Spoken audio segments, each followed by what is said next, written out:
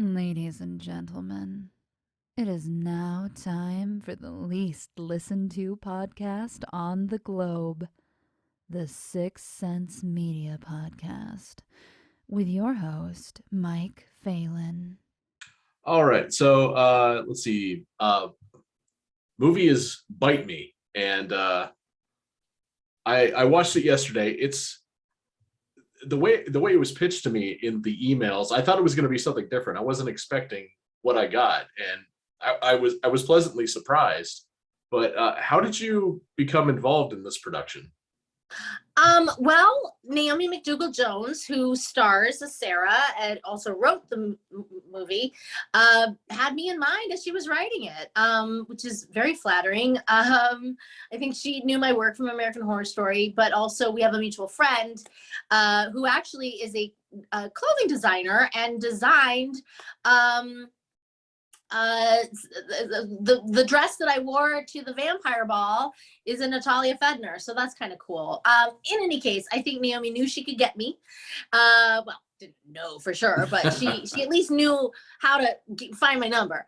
And you know, the fact is she wrote what I consider to be a really solid script. You know, I'm an architect's daughter, and so I always say if you don't have a solid blueprint, you don't have a house. Like if you don't have a decent script, you don't have a movie. And so I read the script and I thought she had a movie. Yeah,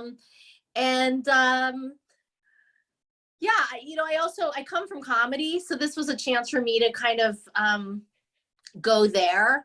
And because I often kind of think that that's sort of one of my superpowers. Like no one knows that about me. I'm actually funny. And yet I'm known for, you know, I'm not known for my comedy, sadly. In any case, this was a chance for me to kind of marry the two genres, both my comedy background and, you know, my horror fans. There's a point in the film. I'm not going to try to spoil it because I want people to go out and watch it and not, you know everything about it. But there's a point where you get your fangs. And what I've always been interested in, I'm a failed actor, so I never got a chance to don fangs and be on camera and try to speak with them. But I can imagine it is very tough to enunciate with those prosthetics in. So how did you pull that off? How much practice was that to get that right?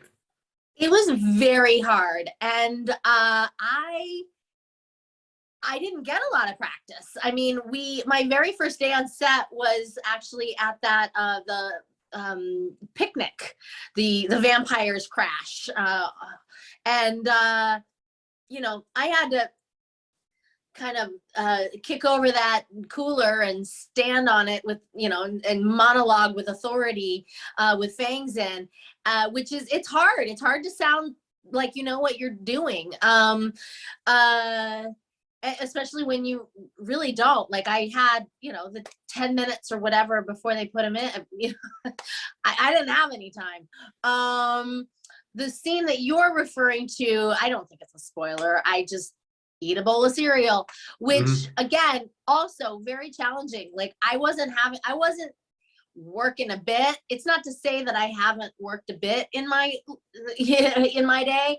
But in that particular case, I literally was just trying to eat cereal, period. And that's how it came out. When you first read the script and you knew it was for you, how did you want to approach the part? How did you kind of digest it and make it your own? What was your way of going about that?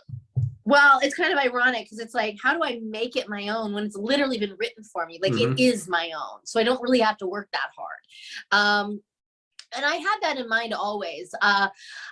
You know, I always look at a character and think like, how are we different? How are we similar? And, you know, in the case of like Pepper from American Horror Story, like I can only count on like one hand, like our similarities really, you know, whereas Chrissy and I are we're very similar. I mean, I'm not a vampire. I don't get my energy from blood, but, you know, other than that, like I am a badass. I'm a total boss bitch, you know? And so and also knowing that Naomi McDougall-Jones had written this for me, knowing like, oh, Naomi Grossman, this is Naomi Grossman. I was like, okay, well, she wants Naomi Grossman. You know what I mean? Like, so obviously I knew I could handle this role. Like, no one can do Naomi Grossman like I can. So, and you know, I mean, although that was sort of intimidating unto itself, like, what if I don't do Naomi Grossman like the way she wants Naomi Grossman? So, but yeah, I definitely felt like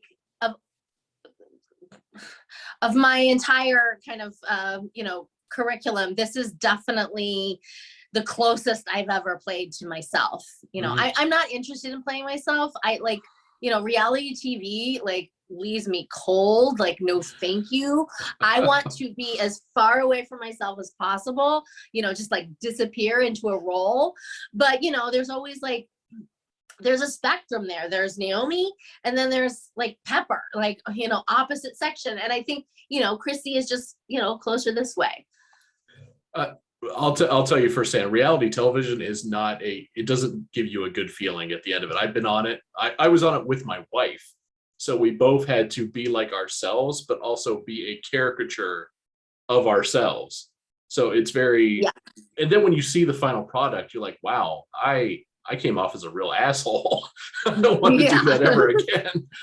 Well, and that's what they want. You know, they're like, oh yeah, that, like, that makes a good TV. But then everyone sees you and they expect you to be that guy or whatever. You're like, I'm not like that. I was just now told I to do this by the producers. Are you still married? Oh yeah. And now I have to ask, are you still married? Oh yeah, yeah. Okay, good. At least it didn't dissolve the marriage. Oh no. It was for a gardening show on A&E. Oh. Yeah, not a relationship, you know, go sleep with 20 other people, then somehow go back to your wife kind of show. Yeah, that's good. That's like a wife swap or something. Oh God. Yeah, no, that wouldn't have gone well at all. That would have been horrible. No. Have there been any characters that you've played that mentally you've had a hard time just shaking off that experience and getting that character out of your head so you can progress to the next role? It's a good question. No, I don't think so. I think, you know, I mean, my memory is such that you know, like, just as a survival instinct, like auditioning, for example, you know, I auditioned for something yesterday. I couldn't even tell you what that was. I don't even remember. I mean, I crammed so much dialogue in my brain, and then it's gone, and you have to let it go, because otherwise you will make yourself insane. So I think I've gotten really, of all the million years I've been, you know, at this, I think I've gotten pretty good at like, next, like, and that's a wrap. I will also say, I think that the roles, because I tend to play roles that are very far from myself and very kind of physical, you know, like, say Pepper, just as an example, like, literally I was taking on a different gait, a different walk, a different talk, different gestures, different everything. And so when you're that far from yourself, you're not, like, I wasn't inclined to like leave set and like accidentally hunch over and like, you know, ask friends to play with me. You know what I mean? Like, yeah. I think it's almost like when you put on a wig and you know, I know for me, when I go to the wig store and I don some, you know, long brunette wig, I cannot help but sound like Sofia Vergara, right? It's like, you turn it on and then you take it off and you turn it off. And I feel like that's been my experience. I know that auditioning has changed quite a bit with over these past 2 years. When was the last time that you did a face-to-face interview with a casting director? Right, I know, it's been 2 years. Oh, yeah. Okay. I did get a call back last year that was in person and blew my mind. because I traveled, and it never even occurred to me to, book out with my agent, because let's face it, like with a ring light and camera phone, Mm-hmm. you can audition from anywhere. Like, it doesn't matter if I'm in Pittsburgh. So yes, I miss like a in-person callback, which is like, the horrors, like that's like actor life, like fail 101. But yeah, I mean, I've really sort of taken this new virtual way for granted. Although I really like the in-person thing, I think I'm good in person. Like that whole, the little banter when you walk in, hey, welcome. Oh my gosh. Oh, so good to see you. Oh, you were so great in such and such. Oh, thank you for watching. Like, I'm really good at that. And you don't get that on camera. So. Do you feel that you audition better when you're sitting in the comfort of your own home and filming it on your camera versus face to face, or do you feel that you need that connection to give it your very best shot? No, I mean, actually, I will say that was one of the few things I like about, I can't believe I was about to say I like about the pandemic. Like, those are words together I would never put together normally. No, but I appreciate, I like to get things right. And I can't tell you how many in-person auditions I would drive away from, including the American Horror Story one, where I was like, yeah, we're constantly like driving away, flagellating ourselves. And the fact is, I haven't flagellated myself in 2 years either, because if I don't like a take, I just redo it. No big deal. So that's nice. Like, I haven't had a bad audition in 2 years. But yeah, I miss walking in the room, and I miss the camaraderie. And yeah, I mean, I do not miss driving to Santa Monica on a 5 o'clock on a Friday night to, give my profiles and be told thank you. I don't miss seeing my frenemy in the waiting room, like letting her mess with my head. Like, there's good and bad, as with everything. Yeah, I don't miss LA traffic, I can tell you that. Not at all. I'm sure. You started acting in the 90s. If you had a chance to do it all over again, would you start where you started, or would you have picked a different way to go about getting into this industry? I think I would have never started. That's not that uncommon of an answer. Honestly, I don't know. I have friends who have, artsy kids who say, oh, she wants to be an actress. Like, give her your advice. And of course, I'm like, no, you don't want my advice. I'm just going to like kill your daughter's dreams. Like, do you really want that? No, I mean, listen, it's so hard to say. I know, like, if I were a parent, I would be like, absolutely not, no. That said, I'm so glad my parents didn't say that, because I really was like gung-ho. There was no plan B. It was my way or the highway. And this was it. It's all I wanted to be when I grew up, ever. And here I am. So I think in that regard, like, when a kid is so hell-bent, like, you've got to let them, soar. So, but, listen, if they do have it, if there's anything else that they want in this world, do that.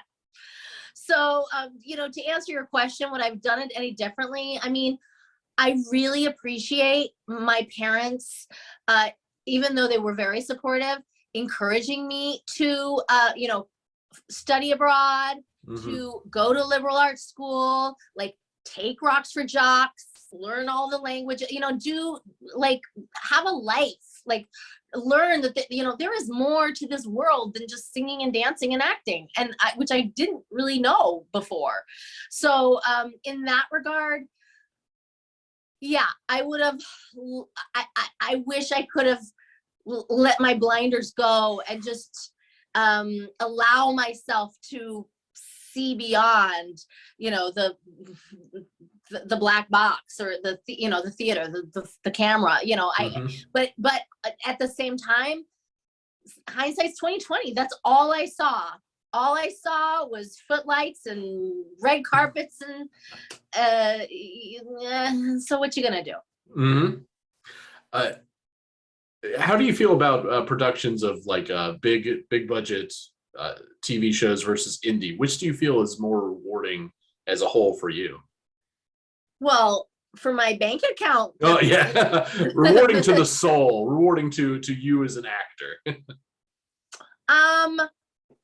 Well, you know, I haven't had the experience of working on some, you know, soul sucking, you know, Marvel movie or something. I don't know. Not that a Marvel movie is soul sucking, but you know what I mean? Like, I mean, you know, we've all seen those interviews with actors who were like, I did it for the money.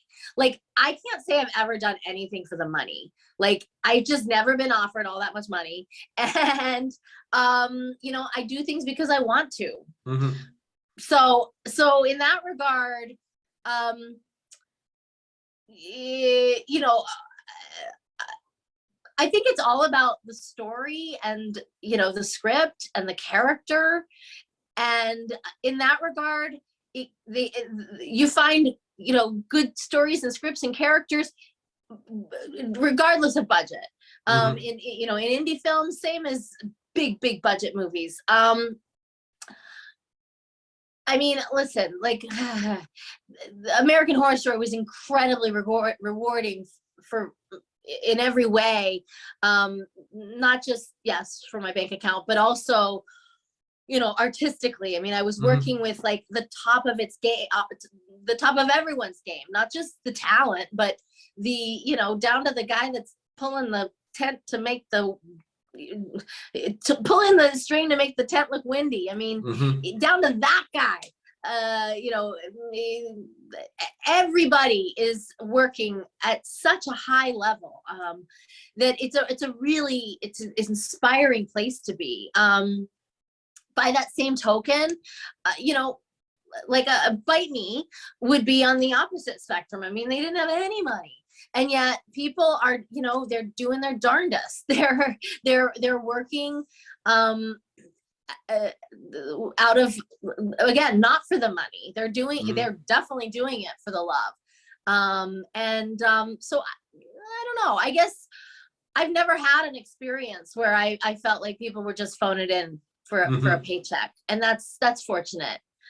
Everywhere I've been feels like people, you know, want to be there. They're driven to be there.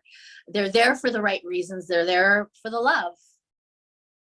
On Bite Me, did you end up having to pull any second duty, like like any other production stuff? Because I'm always told that happens on almost every independent production. The actors are also doing the catering and also, you know, holding a mic sometimes and stuff like that. You know, I didn't, but you know, I don't, this is going to sound bad, but because I come like basically straight from American Horror Story, where I really took for granted, like I had this like team of makeup people who spent, you know, hours doting on me. I mean, literally there were people who were dedicated just to me, you know, and their whole job was just, you know, to run up between takes and make sure I wasn't shiny, or, you know, make sure the prosthetics were holding. And I would say that I took that a little bit for granted. Like there's some shots in Bite Me where I'm like, oh, you know, where's Last Looks? Like I wished, you know, where's Naomi the make? Because we had another Naomi besides just Naomi McDougall Jones and there was a makeup artist, Naomi. And there's some moments in that movie where I kind of wish Naomi makeup had, you know, had come running in. I could have used her, but you know, that's indie movie making. Like, you know, they can't afford that. Poor Naomi. Yep. She's on Sarah. She's on Jane. She's got a million people to look after. So it's to be expected. But again, I could have done myself some favors by just with a hand mirror. Gotcha. My last question. when it comes to marketing yourself in the business, for people like yourself and like me and even my wife to an extent, we have very distinct looks. There's very distinct things about us. My wife is almost as tall as I am. She's almost 6 foot and has a very angular face. You have a amazing face. You have this amazing facial structure. It's stunning. But how do you market that when in an industry that's just it can be so picky? How do you market yourself as you're going to be that person that can fit any role that you want? It is hard. I think, for a long time, especially when I first moved out here, I struggled because, I look around and I was like, I don't look like her and I don't look like that. And I don't know. I didn't see myself on TV much. You know what I mean? I didn't see people like me. I think now it's getting better. We're not everybody's like, I don't know, blonde bimbo Pam Anderson looking like, you know what I mean? Like that was the look in the 90s. That was the 80s and 90s look, just all the way through. It really was. And now we're going through a new phase where it's like United Colors of Benetton. Like people look all kinds of ways. And if anything, half the time I see these breakdowns for characters, and it's almost like, if you are white, if you are that blonde bimbo, well, good luck to you, because they want to go as diverse as possible. So, I mean, I think it's great that the pendulum has swung that other way. I mean, I would say, and this is a kind of aha moment I've had only recently, is that this whole time I was like, oh, well, they're not looking for me. They don't, they're not casting people that look like me. I would like to think that they are looking for me. They just haven't always known it. Like you got to just do you. Like you go in to that audition and you give them the very best, whatever Naomi Grossman does. And and they won't necessarily know that that's what they want until they see it. So there's really zero use in trying to be somebody else, trying to be that blonde bimbo when you're a brunette with a brain, or trying to be your frenemy. Like if they want the frenemy, they're going to cast her. Like if they want a blonde bimbo, there's a million out there, but there's only one of me. And so all I can do is what I do and leave it on the table. And, if they want, they know where to find me. But I think that was a realization I figured out late. Oh, I gotcha. Yeah, I could have saved myself a lot of, sweat and, late night tossing and turning had I just come to sort of love myself a little earlier. I'm guessing it's the confidence and the just that if you could suck up all that air in that room and just bring it towards you, that's going to give you that bigger push than that person that looks exactly the way they envisioned that character looking. If you have that presence. I think actors are just so impatient. Like, especially when you first start out, it's like you look at your like blank IMDb page and you just want to fill it up. And now I look at my IMDb page and I just want to I want to Marie Kondo all of it. Like, it's like, what is all that crap? I was just so anxious to populate that I didn't realize, like, ooh, are you really going to want that on there? But it's on there now. Yeah. There's stuff on mine that I'm not very proud of. But I mean, at least it's there. It could be worse. It could just not be there at all. I could just not have a presence, but something's better than nothing when it comes to this industry. If you have something, then I feel like it's kind of like, Tiffany's, the jewelry store versus Claire's boutique, which is in like every mall. Yeah. Right. Like Tiffany's has like one diamond in the window, whereas Claire's has like a ton of crap, maybe there's a diamond in there for all we know, but you'd be really hard pressed to find it because there's so much junk. So I feel like that's my IMDb. I've got some diamonds in there, but there's so much junk. It's hard to find, but I think that's to be expected. But yes, if I could Marie Kondo it and just have like this one singular diamond, I wish. Well, what would that be? You though? wouldn't know looking around this pepper room, but I'm actually meticulously neat, and I love. This is like the only thing that sparks joy. Like the rest of my house is blank. I allow myself a bed and like, table and chairs. But other than that, like none of it sparks joy, really. This used to be my photo studio, but when COVID happened, I was like, I just don't want to be around people and photograph them. So I just turned it in. All this is show. That's all this is. And I could just leave this room empty and just walk away from it and never see it until the next interview happens. So, Nice. but I miss doing photography. So one thing that COVID took for me that I just wish I could get back. I miss photographing people. I miss taking people that are very self-conscious about their look and bringing them into the studio and then showing them that no matter what, there is something about them that can be amazing. And that's what I miss most about this whole thing. And it's hard to tell people like, no, I'm not doing it because I can't risk you getting me sick or anyone I work with sick, just because we don't know. We have no idea. It's rolling those dice. If you get it, what's going to happen to you? And I just can't take that risk now, which sucks. It's got to be really difficult on productions too, that everyone has to be so careful. I can't imagine how many hours that adds to a shooting day or a schedule in total of the breakdown.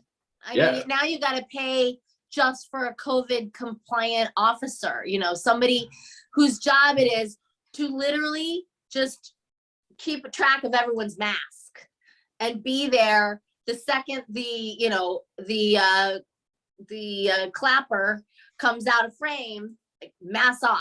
It's crazy. Oof. I can't imagine having to deal with that. I'm sure that's stressful in its own level, but I'm sure it also throws off actors on a different level. That it's this whole new dynamic that's suddenly forced upon you, and who knows if we'll ever get away from it. I don't know how easy it is to adapt to that. Well, yeah, I mean, especially now, you're like, it's so easy. You could at any moment screw yourself out of a role. I mean, the wrong person coughs on you, and all of a sudden, like you work so hard to nail, to get this job, and then whoops, oh, you're positive. Go home, bring in the alternate. Yeah, production's not going to stop for you.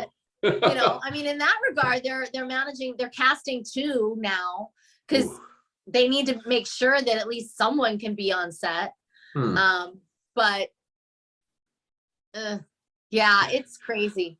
You just hope that's for all the stand-in shots. It's all you're going for, just at the very end. Just all B-roll footage is, and you're fine.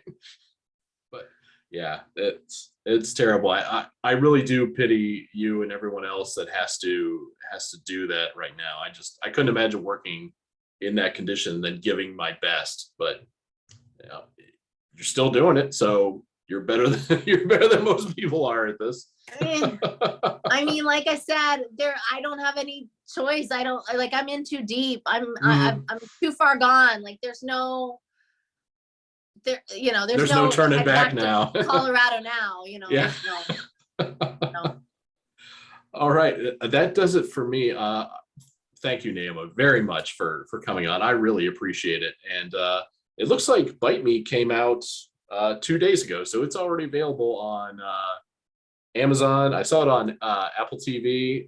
I'm not sure what other Google Play, Amazon, iTunes. Okay, those three. And Apple TV. All the major ones. So you're all set to go. So you can find it right now, download it, and you're good to go. Thank you again. It's great having you on. I hope I have you on again. I'll keep looking to see what next movie shows up, and maybe I can get you on one more time. I really appreciate it. Awesome. You got it. All right. Have yourself a good night. Much. Thank you. Okay. All right. Bye. Bye-bye. You've been listening to the 6 Sense Media Podcast. You can find more of our celebrity, composer, musician, and filmmaker interviews, as well as pop culture roundtable discussions on iTunes, SoundCloud, and Pandora.